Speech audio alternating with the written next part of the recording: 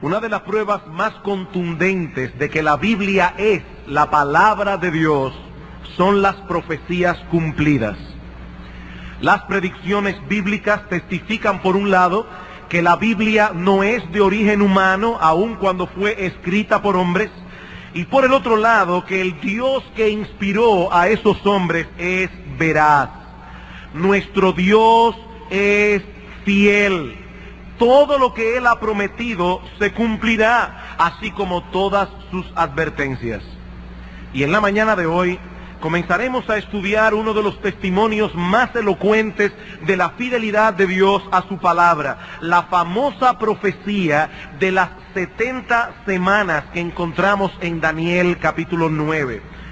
Libro de Daniel, capítulo 9, y vamos a estar estudiando en nuestra serie consecutiva de estudios en este libro, los versículos 24 al 27. Pero antes de leer este pasaje, debo recordar, a modo de introducción, que esta profecía extraordinaria fue la respuesta de Dios a la oración de Daniel en favor de su pueblo cuando se acercaba el fin del cautiverio. Los judíos fueron llevados al exilio por Nabucodonosor, rey de Babilonia, en el 605 a.C. Y a través del profeta Jeremías, Dios había revelado que ese cautiverio duraría 70 años. Han transcurrido ya unos 68 años desde que Daniel fue llevado a Babilonia, siendo apenas un joven adolescente de unos 15 años de edad, por lo que él sabía que el cautiverio debía estar llegando a su fin. Y es esto lo que lo mueve a orar, pidiendo por el retorno de los exiliados y la restauración del verdadero culto de adoración a Dios en el templo de Jerusalén. Y Dios respondió su oración. Tan pronto Daniel comenzó a interceder por su pueblo, el Señor le envió respuesta a través de un ángel. En Daniel capítulo 9, los versículos 20 al 23, que estudiamos el domingo pasado, dice así: aún estaba hablando y orando y confesando mi pecado y el pecado de mi pueblo Israel, y derramaba mi ruego delante de Jehová mi Dios por el monte santo de mi Dios.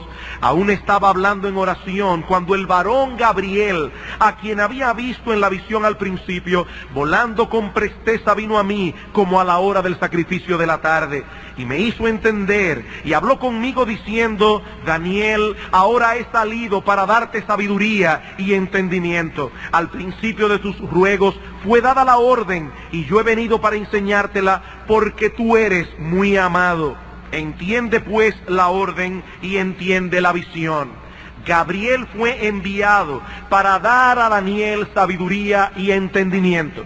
Y es en ese contexto que le revela la famosa profecía de las 70 semanas que comenzaremos a estudiar, a partir de hoy. Daniel capítulo 9, versículos 24 al 27.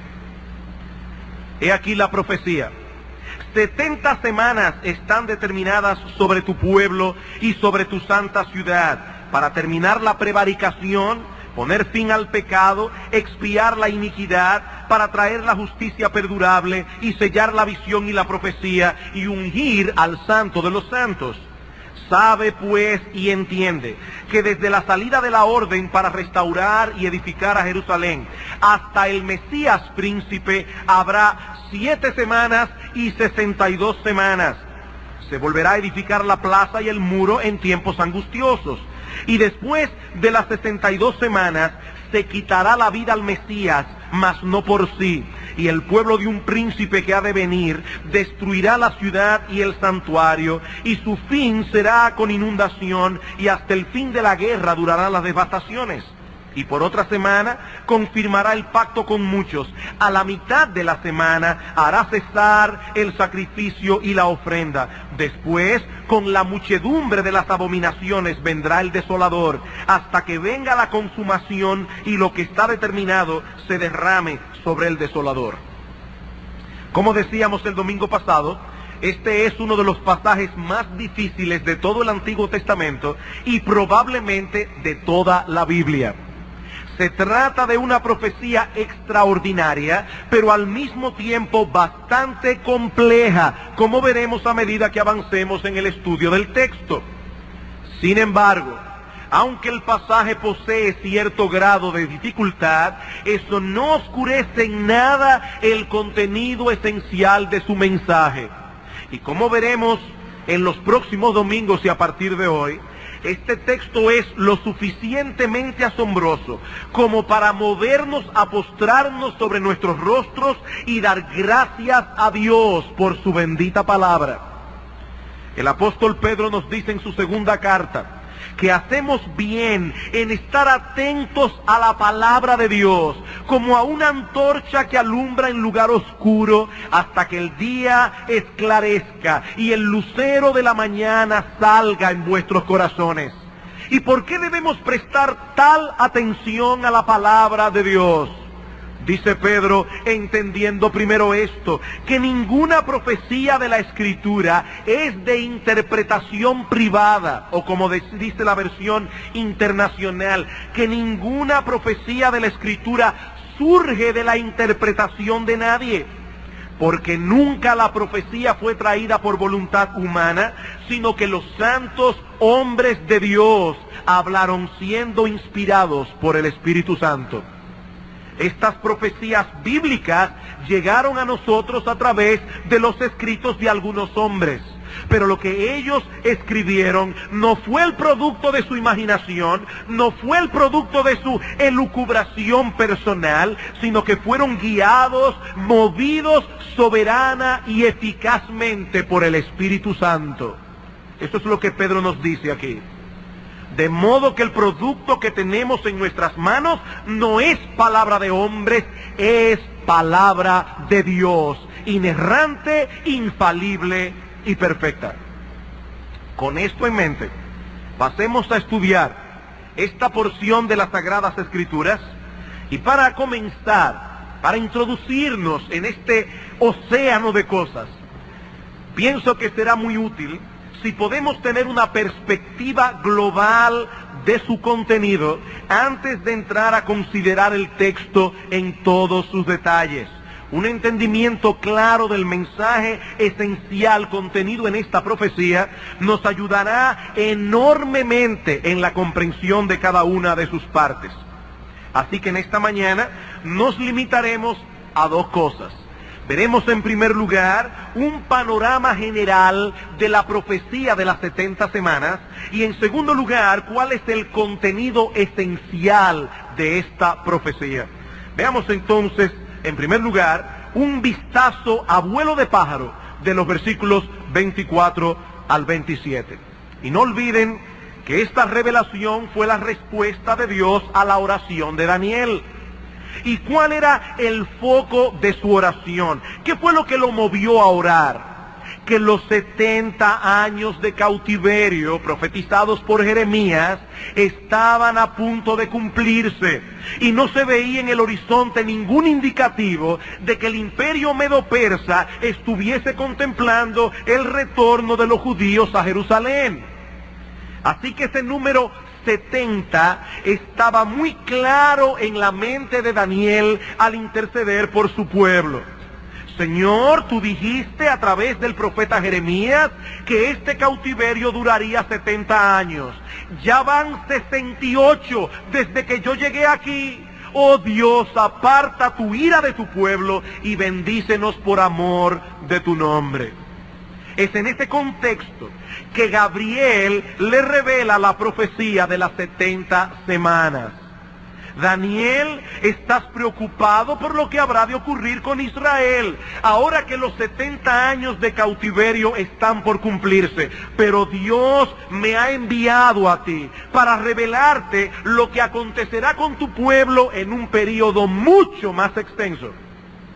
Y ahí entra en el versículo 24 cuando dice, 70 semanas están determinadas sobre tu pueblo y sobre tu santa ciudad. La palabra que Reina Valera traduce como semana aquí es el plural del hebreo shabua, que significa una unidad o período de 7. Y puede referirse tanto a 7 días como a 7 años. El texto dice simplemente 70 sietes, 70 períodos de 7 están determinados sobre tu pueblo y sobre tu santa ciudad.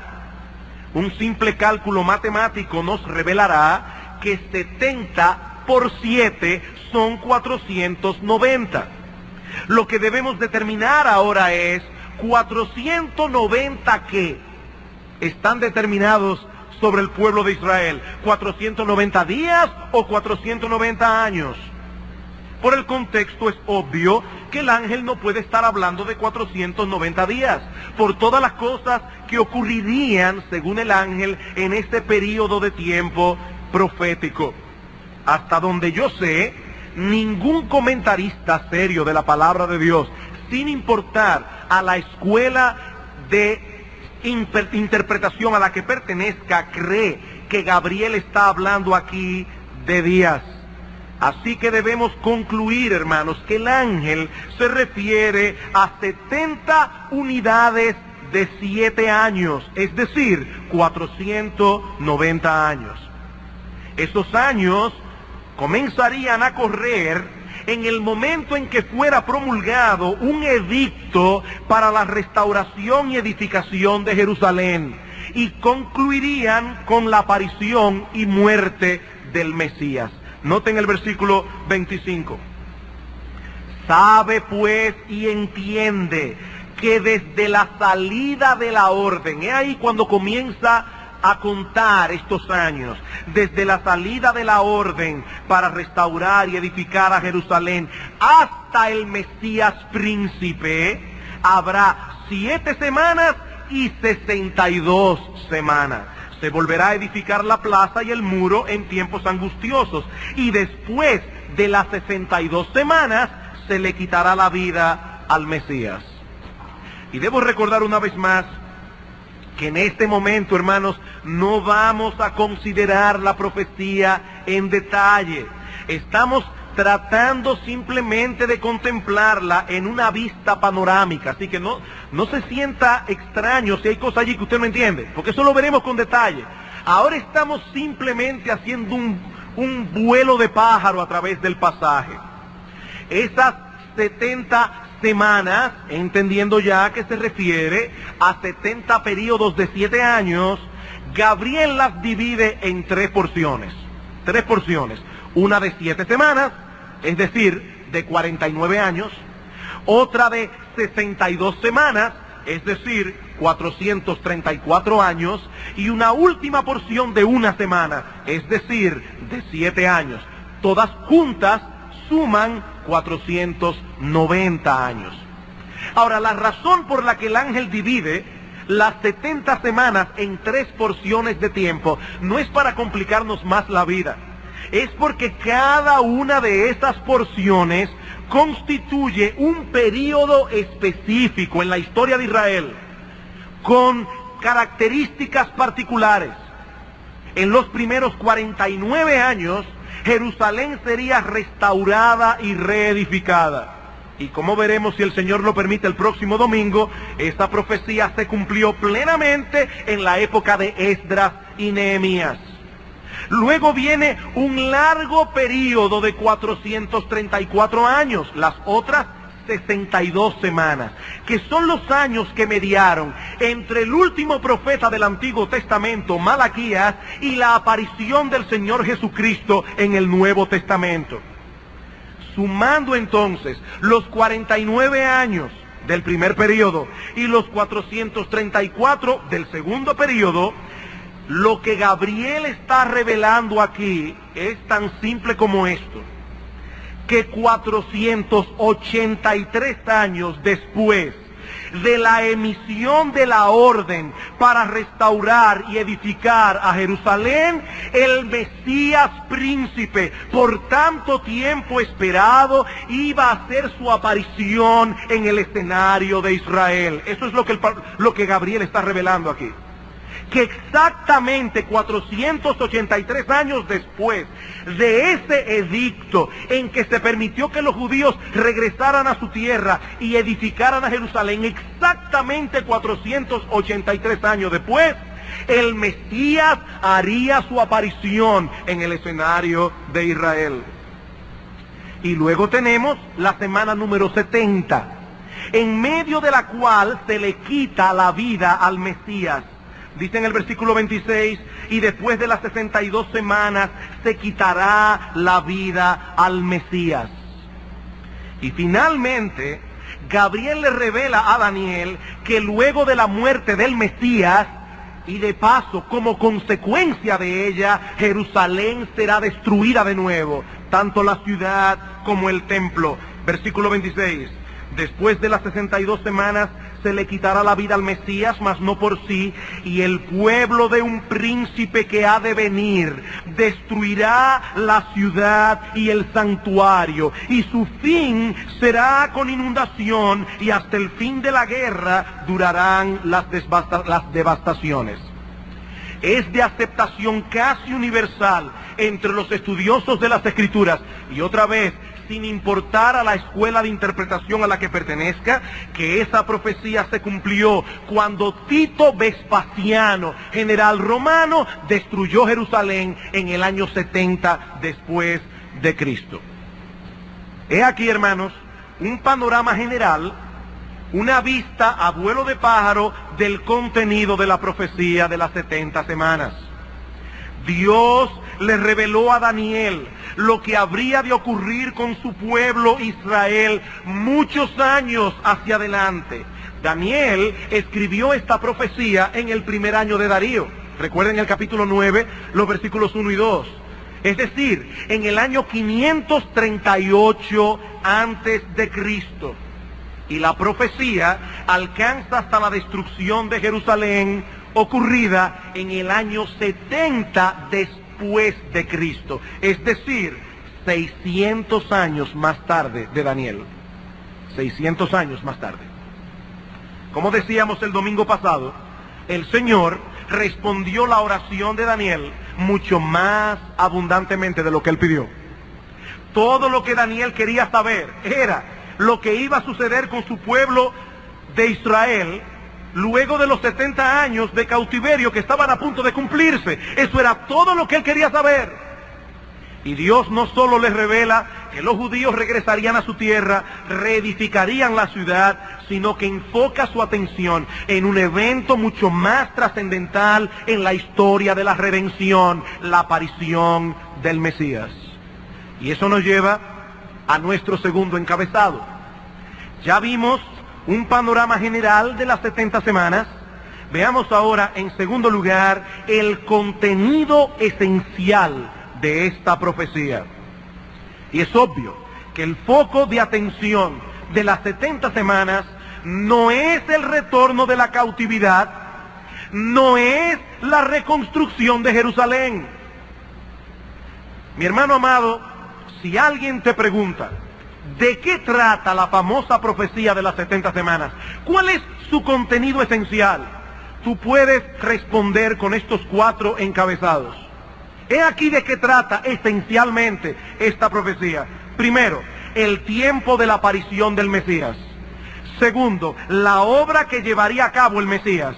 Tercero, el rechazo del Mesías. Y cuarto, las consecuencias que vendrían sobre Israel por rechazar a su Mesías.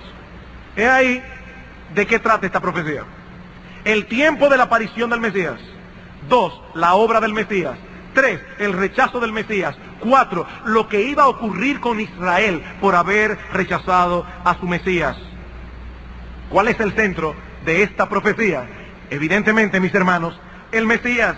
Versículo 25, sabe pues y entiende que desde la salida de la orden para restaurar y edificar a Jerusalén hasta el Mesías, príncipe, habrá tantas semanas. Versículo 26, y después de las 62 semanas se le quitará la vida al Mesías. Versículo 27, y por otra semana el Mesías, que es el sujeto de la oración, confirmará el pacto con muchos, y a la mitad de la semana hará cesar el sacrificio y la ofrenda. Y me adelanto a decir que lo que el autor aquí está diciendo es simplemente esto. ¿Cuánto es la mitad de una semana de años? 3 años y medio. Lo que él está diciendo simplemente es que 3 años y medio después de que Cristo se presentara públicamente como el Mesías en el escenario de Israel, se le iba a quitar la vida y con su muerte cesarían los sacrificios y la ofrenda. Exactamente a los 3 años y medio de haber iniciado su ministerio, Jesucristo murió en una cruz y con su muerte cesaron los sacrificios y la ofrenda. ¿Cuál es el centro de la profecía? No es el retorno de la cautividad. El foco de atención del texto es el Mesías. La palabra hebrea Mesías significa simplemente el ungido. El ungido. Y es el equivalente a la palabra griega Cristo. Cuando nosotros leemos en el Nuevo Testamento el nombre Cristo, es simplemente una traducción griega de la palabra hebrea Mesías. Jesús es el Cristo, el Mesías, el ungido. ¿Y por qué se le llama el ungido al Señor? Bueno, en el Antiguo Testamento, cuando un rey o un profeta o un sacerdote era colocado en su oficio, oficialmente, valga la redundancia, este rey, este profeta, este sacerdote era ungido con aceite. Y muy probablemente era una forma simbólica de expresar la unción del Espíritu Santo sobre esta persona. Así que en el Antiguo Testamento hubo muchos ungidos. Pero cuando en el Antiguo Testamento se profetizaba acerca del Mesías, no se estaba hablando de un ungido más. Se estaba hablando del ungido. Se estaba hablando de aquel que de una vez por todas poseería en sí mismo los 3 oficios. Él sería rey, él sería profeta y él sería sacerdote. Este Mesías prometido era el centro, el foco de atención de las profecías del Antiguo Testamento. Por eso es que tanto Cristo como los apóstoles se empeñaron en su predicación, en hacerle ver a los judíos que lo que estaba ocurriendo delante de sus ojos era exactamente lo que Dios había profetizado en el Antiguo Testamento que ocurriría. Y quiero llevarlo solamente a 2 pasajes del Nuevo Testamento, brevemente. Lucas, capítulo 24. Evangelio de Lucas, capítulo 24.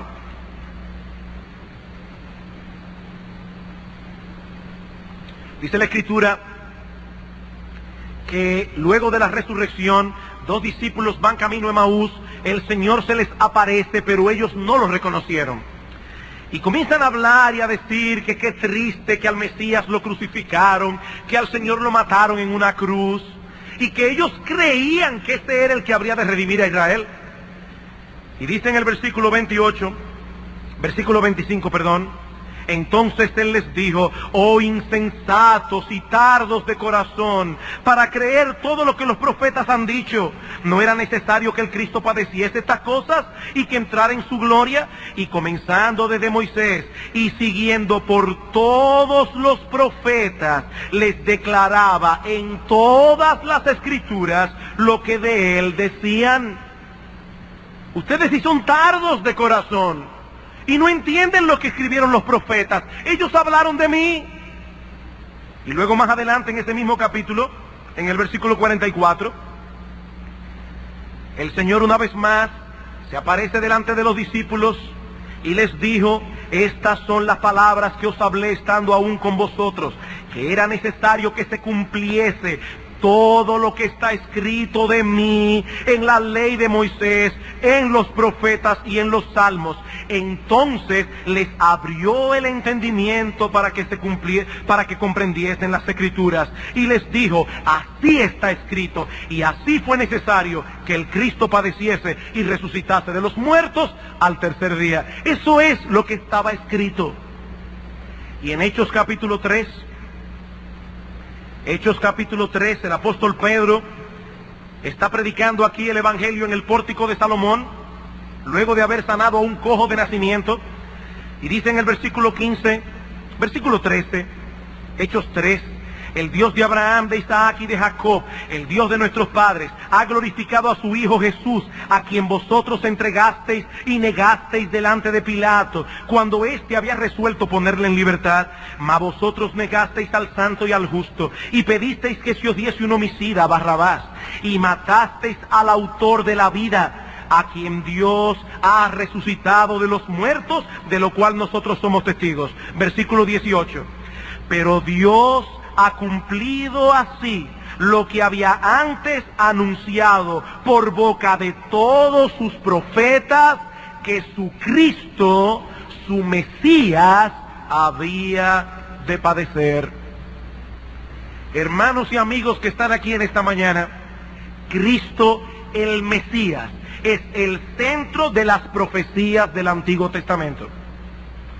Desde el mismo instante en que el pecado entró en el mundo por la caída de nuestros primeros padres, Dios prometió un Redentor, un Mesías, un Salvador. Y poco a poco fue añadiendo información en su palabra acerca de este gran Salvador que habría de venir. En Génesis capítulo 3, versículo 15, y no lo busquen porque vamos a ir bien rápido ahora, encontramos la primera información concerniente al Mesías. Y allí Dios revela que sería un miembro de la raza humana. El Redentor no sería un ser angelical. Dios no enviaría a un ángel a redimirnos, sino a uno nacido de mujer. Pero luego más adelante, en Génesis 12, en Génesis 15, 17, Dios revela que de todos los seres humanos que poblaban el planeta, Él había escogido a Abraham y a su descendencia, es decir, al pueblo de Israel, para que de esta nación naciera el Mesías. Dios hizo un pacto con Abraham y le promete que en él serían benditas todas las familias de la tierra. Más adelante vemos que Abraham tuvo dos hijos, Ismael e Isaac, y Dios seleccionó a Isaac. Isaac tuvo dos hijos, Esaú y Jacob, y Dios escogió a Jacob.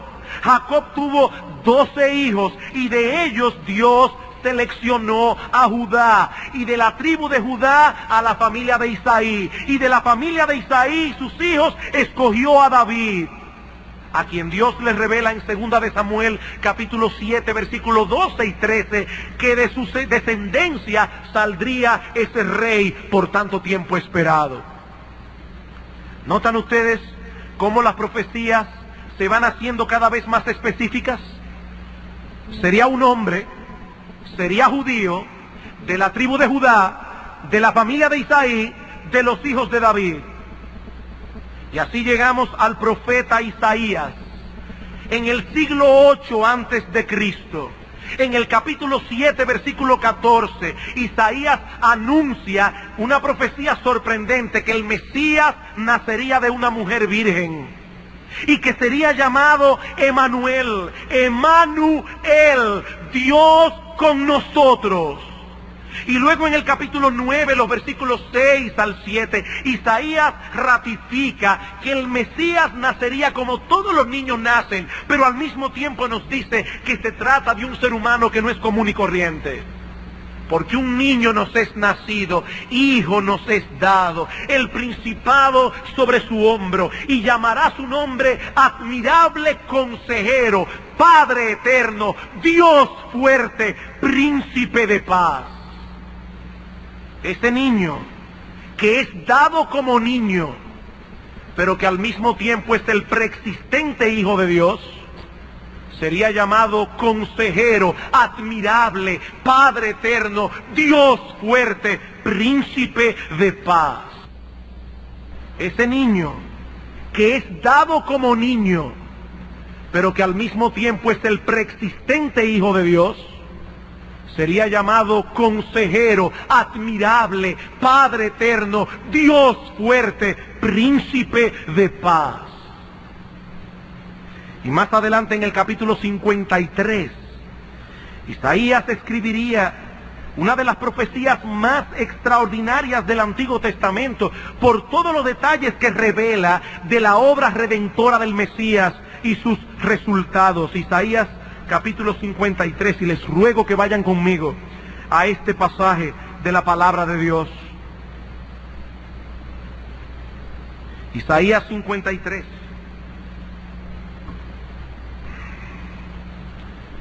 Luego que habla de cómo Cristo sería despreciado, desechado, dice en el versículo 4, ciertamente llevó Él nuestras enfermedades, sufrió nuestros dolores, nosotros le tuvimos por azotado, por herido de Dios y abatido. Mas Él herido fue por nuestras rebeliones, molido por nuestros pecados, el castigo de nuestra paz fue sobre Él, y por su llaga fuimos nosotros curados. Todos nosotros nos descarriamos como ovejas, cada cual se apartó por su camino, mas Jehová cargó en Él el pecado de todos nosotros. Angustiado Él y afligido, no abrió su boca. Pilato le preguntaba, y Cristo no le respondió ni media palabra. Como cordero fue llevado al matadero, y como oveja delante de sus trasquiladores enmudeció y no abrió su boca. Cuando Cristo se apareció en el escenario de Israel a ser bautizado, ¿qué dijo Juan el Bautista? He ahí el Cordero de Dios que quita el pecado del mundo. Como cordero fue llevado al matadero, por cárcel y por juicio fue quitado. Hablando de cómo Él sería juzgado injustamente, que siendo un hombre inocente fue declarado culpable. Y su generación, ¿quién la contará? Y la traducción hebrea allí es más o menos esto: va a ser juzgado en un juicio injusto, pero nadie meterá su mano por Él. Nadie abrirá su boca para defenderle, porque fue cortado de la tierra de los vivientes y por la rebelión de mi pueblo fue herido. Y se dispuso con los impíos su sepultura. Fue crucificado entre dos ladrones, entre dos impíos, mas con los ricos fue en su muerte, porque José de Arimatea le cedió su tumba. Aunque nunca hizo maldad, ni hubo engaño en su boca. Con todo eso Jehová quiso quebrantarlo, sujetándole a padecimiento. Cuando haya puesto su vida en expiación por el pecado, verá linaje, vivirá por largos días, y la voluntad de Jehová será en su mano prosperada. Él morirá como un criminal, pero él verá linaje. Muchos se convertirán por él, muchos le seguirán. Él verá el fruto de la aflicción de su alma. Él no morirá en vano. Él verá el fruto de la aflicción de su alma y quedará satisfecho. Por su conocimiento justificará mi siervo justo a muchos. Por conocerle a Él serán justificados y llevará las iniquidades de ellos. Por tanto yo le daré parte con los grandes, con los fuertes repartirá despojos, por cuanto derramó su vida hasta la muerte. Fue contado con los pecadores, habiendo Él llevado el pecado de muchos y orado por los transgresores. ¿Qué iba diciendo Cristo en todo el camino de la crucifixión? Padre, perdónalos, ellos no saben lo que hacen. Perdónalos, Padre. Él estaba orando por los transgresores.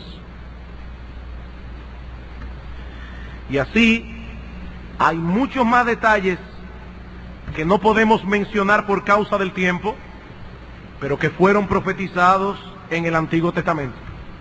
Solo voy a añadir uno más, y es la profecía que encontramos en Miqueas capítulo 5 versículo 2, donde el Señor revela que el Mesías nacería en una pequeña aldea llamada Belén. Miqueas capítulo 5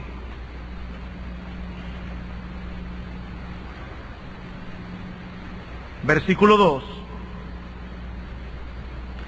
Pero tú, Belén Efrata, pequeña para estar entre las familias de Judá, de ti me saldrá el que será Señor en Israel, y sus salidas son desde el principio, desde los días de la eternidad. Qué paradójico.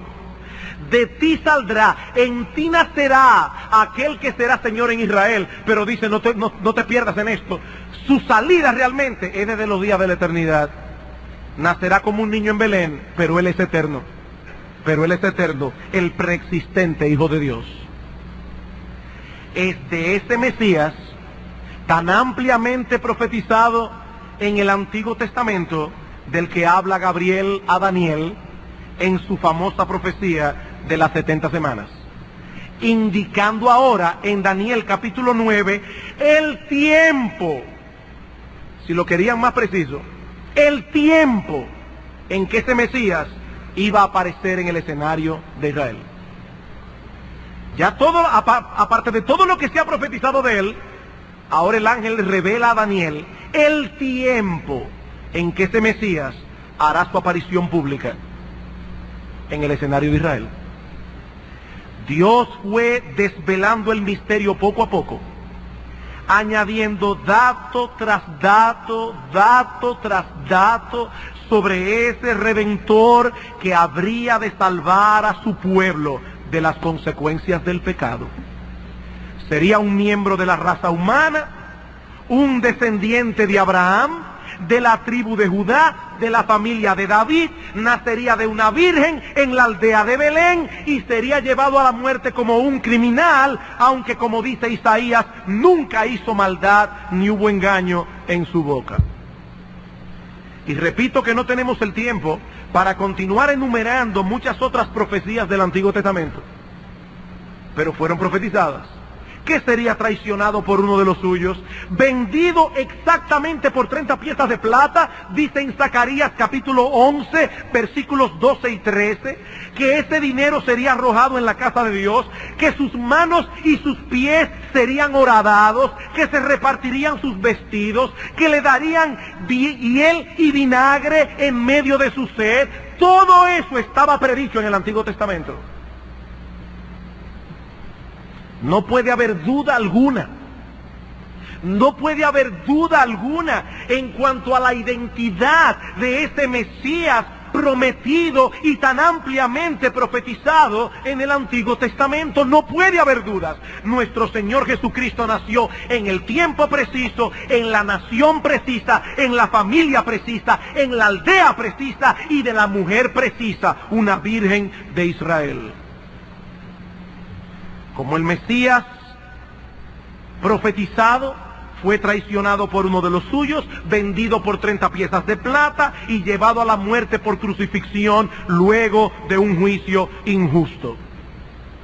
Alguien contabilizó que en las 24 horas, solo en las 24 horas que mediaron entre la traición de Judas y la muerte de Cristo en la cruz, se cumplieron 29 profecías del Antiguo Testamento. En esas 24 horas. Pero también, como había sido profetizado, y gloria a Dios por eso, el Señor se levantó victorioso de la tumba al tercer día, habiendo consumado la obra de salvación. Y conforme a la profecía, Él ha visto el fruto de la aflicción de su alma y ha quedado satisfecho, porque millones de pecadores a lo largo de la historia han confiado en Él para el perdón de sus pecados y han recibido la gracia y el don de la vida eterna. Y si seguimos predicando su evangelio, 2000 años después, es porque tenemos la plena convicción de que muchos otros, por esa misma gracia, vendrán a la fe y al arrepentimiento. Porque ni una sola alma, ni una sola por la que Cristo derramó su bendita sangre en la cruz, se perderá. Ni una sola. En los próximos domingos, si el Señor lo permite, vamos entonces a estudiar la profecía de las 70 semanas. Porque hoy solamente vimos un vistazo general y su contenido esencial. Pero si el Señor lo permite, en los próximos domingos veremos este texto más detalladamente y los elementos que componen esta sorprendente predicción mesiánica. Por el momento, solo quiero traer 3 aplicaciones prácticas a modo de conclusión. 3 aplicaciones prácticas. ¿Qué nos enseñan todas estas profecías cumplidas? Y de manera particular, la de las 70 semanas. En primer lugar, nos muestran la dureza del corazón humano. En primer lugar, nos muestran la dureza del corazón humano. Los judíos que instigaron a la multitud para que Cristo fuera crucificado, conocían las Escrituras. Cuando Jesús era un niño recién nacido, y Herodes mandó a buscar a los escribas para preguntarle dónde estaba supuesto a nacer el Cristo, ellos respondieron de inmediato: en Belén, porque así lo profetizó el profeta Miqueas. Ellos lo sabían. Ellos sabían que esa profecía hablaba de Cristo,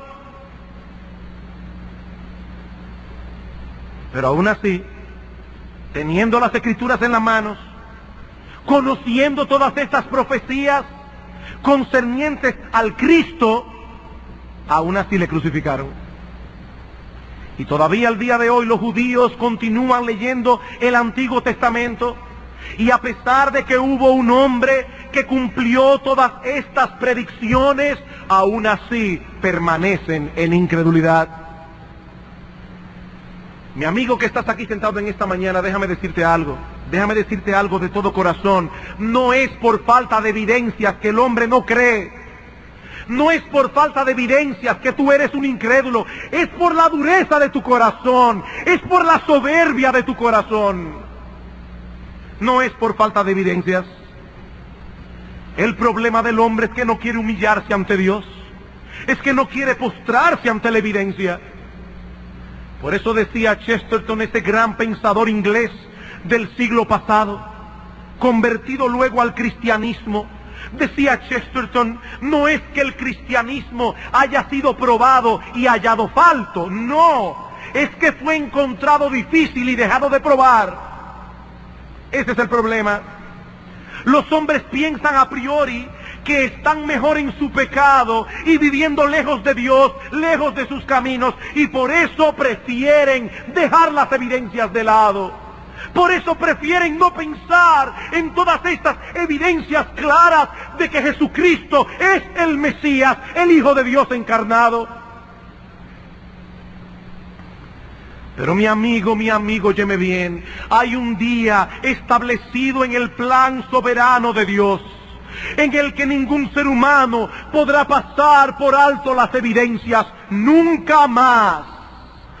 En ese día toda rodilla se doblará y toda lengua confesará que Jesucristo es el Señor, para la gloria de Dios el Padre. Toda rodilla, toda lengua, incluyendo la tuya, toda rodilla se doblará. Tristemente, para algunos será demasiado tarde. Y eso nos lleva a nuestra segunda aplicación práctica, y es que las profecías bíblicas dejan al incrédulo sin excusa.